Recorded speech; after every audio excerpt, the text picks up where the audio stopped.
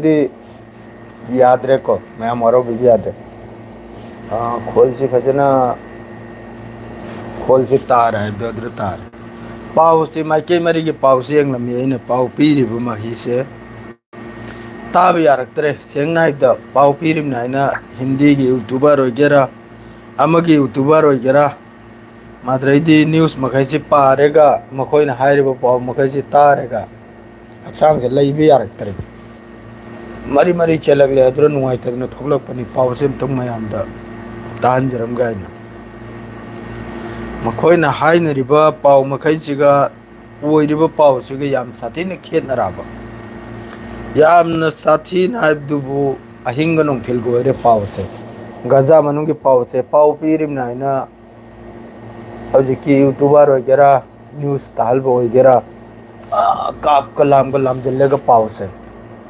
गजा दा मीचम मयाम शहीद होरगा अमेरिका दे मकलामला उनी तुर्की दे मकलामला उनी जॉर्डन दे मकलामला उनी अदुना पाव करी मोंग दा पाव ओइरिना पाव ओरदी चादरी खुतैबम फारूक चादरी हजिकता हॉस्पिटल दे लेमनी हिदाक अनी खक पिरई अरुंग हिदाक अमगा एंटीबायोटिक अम खक्का गंता अरुंग हिदाक तुना बहुम लग चाबा एंटीबायोटिक तो ना 24 आवर्स तक खा अभी चाजल है मांग से थोक रहे सांग से दो पाव दो पीर ना पीर दो ताब सिया रखते रहे माद्रई दी फेसबुक लोग ना वो फेक से याम न करना बिजा तुझा की फेक से याम न करना लाओ रहे दो की नुआई तब मा अदुम थोकलक ले थमोई सिदा कार्ड मी मखै से कई न तौरी से ना अदु की नुआई तब नहीं थोकलक पनी अत्र दे नहीं से पावलांग करा पूरा रेस्ट लो गए नहीं से लई बनाबो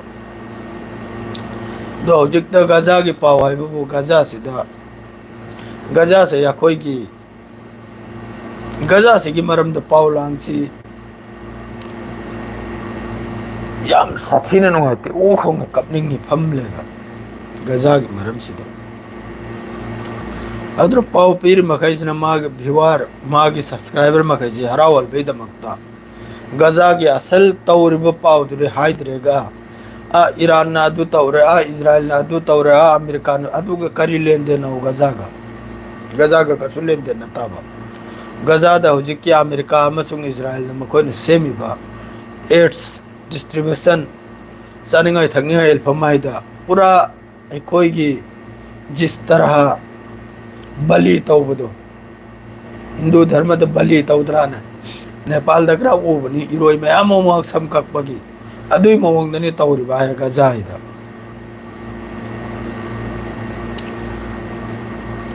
खर नुआरे हिदाक तुदाक लौरो रे दुरगी अदुम थोगलै सिनी पाव से एंगलमले माइकई मरीदा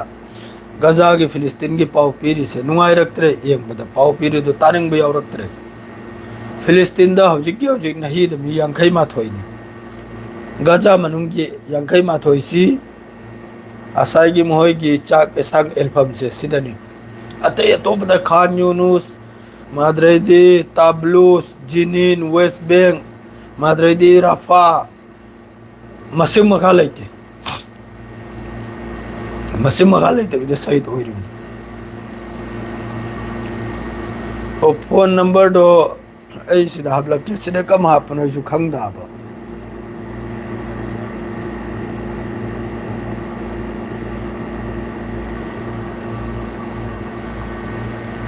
फोन नंबर तो इसलिए हाबला के नाइको मैम ना फोन नंबर आ रही से हाबला के लाइव ते चंगे गिदो की मैते पांगल ओके ओके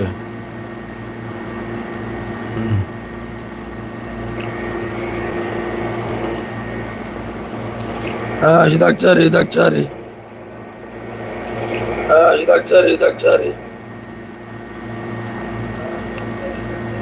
कराए दो मैसेज ही हम तो कराए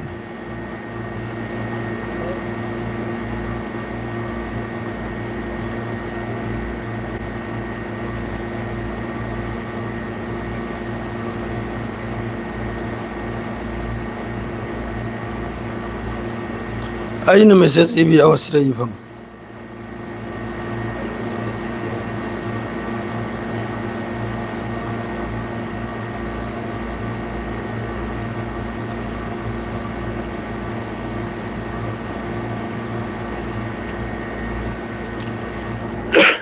अदुराई फोन नंबर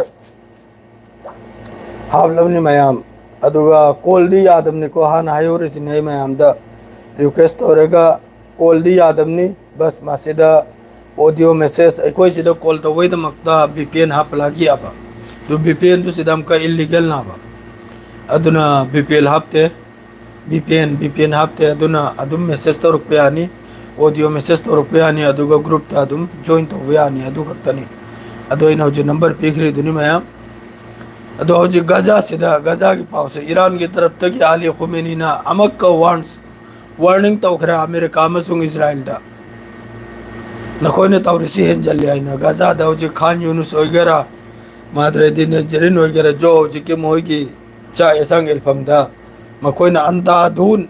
नोंगमई कापतना मिचम मही सहित तौरिसे सी की मरमदा ने आली खुमैनी ईरान की सुप्रीम लीडर मागी तरफ तगी वार्न्स तौखरे हेंजल गनवाइना इजराइल अमसुंग अमेरिका बो अदो हौजी सीजफायर की वारी सान रेसिने बो कतर मसर असी अनिसिननी हौजी त मसर डनी इजिप्ट वारी सान रे अब हौजी सीजफायर से तौबै दमक्तने सीजफायर से अथुबद तौगलबै दमक्ता अदो सीजफायर आइना अदुम गांगिमनी अदुम गांगन लाइरमनी सीजफायर ग्रा ओइजिरोय आई वखलदा अस्ता गजा ही पूरा खाली तौरेगा अमेरिका ना अहम बहाई की बम लइए लिबिरा हाइब्र करी है अदुगी दो साबगी अदुई मतुंग दकरा गजा की लान से लोइगना खल्ले आई सबता अदुई ममांग द गजा की लान लोइने भी था जते अदो हौजी गजा मनुंग सिदा मफम कया तन मदुगा गजा मनुंग दा लान सोंग न दम नते अल कासिम ब्रिगेड फिलिस्तीनी ग्रुप अल कोट्स असिन चिंबा हमास ने चिंबा याम साथेना लान थेंगरी न हिसु गाड़ी में उड़ाइबगी गाड़ी में ब्लास्ट तबगी पावला ये हजु पावबा इजराइल की तरफ ते कैम सीरिबनो कैम सोइबनो अदु लागतरे अदुगा हमास की तरफ तगी हमास की हजु की अबू उबैदा हरिदो अदु की तरफ तगी स्टेटमेंट लाई अतई का नाम ते हुआ तारुनु इसम संबिवानी आईदी आई की सुताव हरिम न तई नारी से सीरियस नहीं आमना गजा की का नाम ते लइते सिमखम गजा की ने का नाम ते लइते ईरान के इजराइल के सीजफायर तो बद गजा बुनिंग सिंगलम दे अतई अतई कंट्री ने सु गजा बुनिंग सिंग दे जो पावा सऊदी अरब वगैरह कतर वगैरह दुबई वगैरह बहरन वगैरह मसर वगैरह ईरान वगैरह इराक वगैरह इस्लामिक कंट्री 57 लइरी से सिना गजा मरमदने करीम तनिक सिंग दे गजा की लान ओनली फॉर गजा न लान सो में दौरी गजा दलैरिबा खुलाई पाइबा मखैगा इजराइल की लान मिगा थेंग दौरी गजा की लान आइबो अदुनी मेन पॉइंट तो गजा द मक्ता का नाम तर कुमन लान सोंग ने नेपचे सिनो ताजर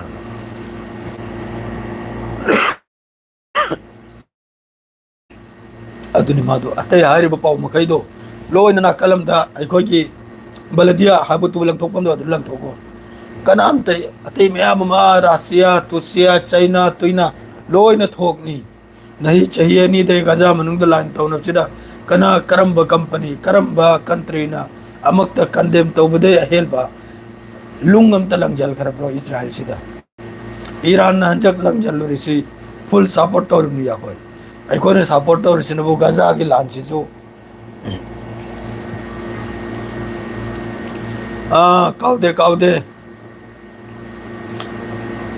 काउदे सेंचुरी काउदे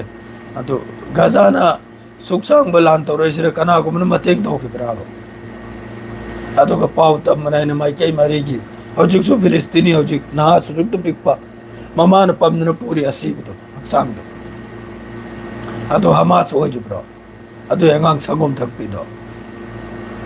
इजराइल की मोहोगी हाई नब कैबिनेट इजराइल की मी कैबिनेट मिनिस्टर अमा अमा दुई मथक यहूदी मकै खुल्लम खुल्ला हारिमनी लोइना हतो खो फिलिस्तीनी लोइना हतो खो हारिमनी खाई तंग दिन नुआइरे सेंचुरी नंगना हाइबदो करी पोनो वीजा की दो वीजा से इनहोय में इदम मिंगलांग तो लोइना हाइ रखे कना गुम्बा लाकनिंग यामना थबुक सुनिंग लैरगनबो ꯑꯩꯍꯥꯛꯅ ꯂꯣꯏꯅ ꯂꯥꯏꯟ ꯑꯃ ꯇꯧꯔꯛꯀꯦ ꯃꯔꯛꯁꯤꯗ ꯍꯌꯦꯡ ꯅꯠꯇ꯭ꯔꯒ ꯍꯪꯆꯤꯠ ꯑꯩꯅ ꯑꯣꯐꯤꯁ ꯑꯃ ꯑꯅꯤꯈꯛꯀꯤ ꯃꯤꯡ ꯄꯤꯔꯛꯀꯅꯤ ꯑꯗꯨꯒꯤ ꯑꯣꯐꯤꯁꯇꯨ ꯒꯨꯒꯜꯗ ꯁꯥꯔꯆ ꯇꯧꯔꯒ ꯃꯈꯣꯏꯒꯤ ꯀꯣꯟꯇꯦꯛ ꯅꯝꯕꯔꯗꯨ ꯂꯧꯊꯣꯛꯂꯒ ꯅꯈꯣꯏ ꯃꯌꯥꯝ ꯍꯣꯠꯅꯕꯤꯌꯨ ꯁꯤꯗ ꯑꯇꯩ ꯑꯇꯩ ꯚꯤꯖꯥ ꯇꯨꯖꯥ ꯂꯥꯎꯔꯤꯕ ꯑꯩ ꯂꯣꯏꯅ ꯃꯆꯤꯟ ꯊꯤꯔꯤꯕꯅꯤ ꯈꯪꯉꯤꯕ꯭ꯔꯅꯦ ꯁꯨꯡꯇꯥ ꯇꯥꯁꯤꯜꯂꯨꯅꯨ ꯁꯦꯡꯅ ꯍꯥꯏꯕꯗ ꯀꯅꯥꯝꯇꯅ ꯁꯤꯗ ꯍꯦꯟ ꯕꯥꯏ ꯍꯦꯟ ꯚꯤꯖꯥ ꯄꯤꯕ ꯌꯥꯕ ꯑꯩꯁꯨ ꯅꯤꯡꯉꯥꯏ ꯑꯩꯅ ꯚꯤꯖꯥ ꯄꯤꯕ ꯌꯥꯕ ꯅꯠꯇꯦ ꯚꯤꯖꯥꯗꯨ ꯊꯣꯛꯂꯛꯄꯗꯣ ꯑꯗꯨꯗ ꯑꯩꯅ ꯅꯈꯣꯏꯗ ꯄꯥꯎ ꯇꯝꯂꯛꯄꯗꯣ ꯑꯩ ꯚꯤꯖꯥ ꯊꯣꯛꯈ꯭ꯔꯕꯅꯤ ꯐꯂꯥꯅ ꯀꯝꯄꯅꯤꯗ ꯆꯠꯈꯤꯕꯅꯤ ꯐꯂꯥꯅ ꯑꯦꯖꯦꯟꯗ ꯆꯠꯈꯤꯕꯅꯤ ꯐꯂꯥꯅ ꯀꯝꯄꯅꯤꯒꯤꯅꯤ ꯀꯣꯟꯇꯦꯛ ꯇꯧꯅꯣ ꯍꯥꯏꯕꯗꯣ ꯑꯗꯨ ꯐꯥꯎ ꯈꯛꯇꯅꯤ कंपनी फई फत्ते सिफाव खक्तनी अदुई मधक्ता अजनबीदने वीजा लेते बस लाई हाउस ड्राइवर की यूम की ड्राइवर दी सोहन निंग देना कोई मकईबू साफ वानी हाउस ड्राइवर दी कनाम तो कोई सोहन निंग दे उनथोक ना वाना सिदा अमा फेसबुक ता यामना फॉलोअर पाई बाहे नंबर अमा नंबर अनि तौबे मतम संग मनते अदु यामना वारिम kangi brane 24 hours duty ni 24 hours how yum ki thabak se company ore kan wo 8 gonta ki ba 9 gonta hotel chuwai company si kapten nu ai se company si ma ki time table lai ni loina a to z adu ki visa khar thok dawri acho jo bo company gi ni inshallah aina jis tarah na koi me amna support tawri sum aina line tawni thajo na koi I high करीबनी हजिक नालब की मवांगदा फलाना फलाना दुगी agent number माद्रेदी office की address लोइने पिरवाइना अदुगा इन नोंग YouTube ते सोइदम की लाउ थोरकनी अदुगा अदुम हैदुगा contact तौनो करगा बि लाख पैसा में हमम लंग जेगलमेगा सिदे लाख लेगा थबु बायुं चादरदी आइसु वादोरिम आइसु नुंगाइ रोइदोरिम अदु येंग मथौ ताइबा अदुना नाबा सऊदी दा अरब त लेरेगा गल्फ लेरगा तमीम द वीजा पीद्रिबा है करिगा द हेंग लाग लेगा हुजि क्वारिम नाइरबा आई कंपनी सिदा आई बुदि सेटिंग ओइ खराबा सिदा तो पमीन आइने सेटिंग ओइ सुम ओइ बंगम गनिर गम लोरा अदु सु कीरिम नाबा करिगुमा सेटिंग ओइ दब तारदी आइने सुरु सुम हेंग मासो सोबंगम दब तादे हेंग आइसि बदराम ओइनरा न कीबम याव याबा नत्रदि आई खोय अंदर वीजा थोकनी नै खोय कंपनी सि लैरिम नाबा थोक्त्रियाबा हुजु पाबो थोपगा इन पाव से लोय मत पिरकनी फेसबुक तसु लाउथोरकनी यूट्यूब तसु लाउथोरकनी अदुई टेंशन लौरुनु थबुक सुनिंगबा मकै लाएगा सोरो लाप लुपा लांगबो लिसिंग कुल कुंद्रा चंगनी लापदा नसान होनरेगा तौबद लुपा लाख मरुम चंगनी मीन होनरे 1.5 लाख लोम चंगनी चंगसु चाहिए मै मनुंग द इंशाल्लाह सोइदमक के नंग दे रिकवर होइनी अदुई मतुंग ददी नंगी मर्जी सुगेरा सोरो यारिब्रा थादोक्तनी चक्कर अदुई नंगी मथक्तनी दो गजा की हौजिकी पाउसे गजा सिदा अमक्का गजा सिदा हौजिक चानिंगाय थकनियाय थिंगजल करे अमक्का चानिंगाय थकनियाय थिंगजल करे गजा सिदा अमक्का इसिंग लैते हौजिक गजा दा इसिंग की सोड नि चानिंगाय की सोड नि गजा मनुंदा से इजराइल न तौरमनी अदरे ईरान के कमांडो कोंगाय में सी आइबसु सिरम दरे मी अहु मरी में हिंगलमला अमक्का ईरान सानबी ओइखरे लान नत्ते CNN मादरेदी न्यूयॉर्क टाइम दारे ईरान के न्यूक्लियर साइट शोक ताइना नाला मतुंग ईरान की मोहई की तरफ तक हम कायरक न्यूक्लियर साइट सो याना कम बपाव न चुमिम न कम न लालिम न करिम तखंगे नेतो की मीटिंग दारी अथुबदा गजा सिस्फायर तौसे आइना मिसर दवारी सानरी सिस्फायर की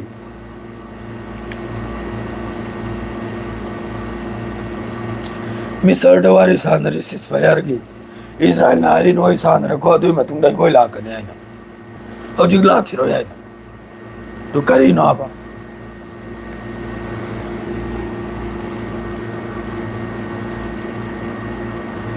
सिंगलांग फंगी है सिंगलांग में फंगी अदुनी ताऊ सिंग गजा की हालत याम खराब नहीं गजा दे लान सुबले लेते गजा दे नहीं बतोकते इजराइल की तरफ दे मिचम मयाम हाथ बतोकते सुब तोकते चाक एल्फम दहलिमनी अदुई मथकता आर्टिलरी कापिमनी आर्टिलरी नोंग में मरुदे दोक्तना आर्टिलरी ने टेक तोरमनी कंपनी की पैसे लेबार्ड लादी लेबार जो मोमो की लेखरे कंपनी अचौब कंपनी होरकनबु लेबार की पे लुपा लिसिंग चनी लिसिंग चामा खक्तनी लेबार कानदे लाख तारे पैसा याम ताल गए फ्री वीजा लाप फ्री वीजा लागा अचौ अचौब कंपनी लोमीतेन इम्पोर्टेंट मैम खाओ सऊदी अरब की जिद्दादने मणिपुर की पांगल HR मैनेजर ओंथौना चाउरो कंपनी HR मैनेजर होइदन लेबे सिमन होय खम मणिपुर मचा मी निपाल मपल सूरी अरंग नलिया कोई कसार की जो मचंग करे HR मैनेजर और मता डिमाई तोलब से कम लुपा लिसिंग कुल मरी चारम गदर कुल कुंत्रा चारम गदर मणिपुर की पांगल निहारी से मणिपुर की पांगल आज जिद्दादा अदुदा हौजिक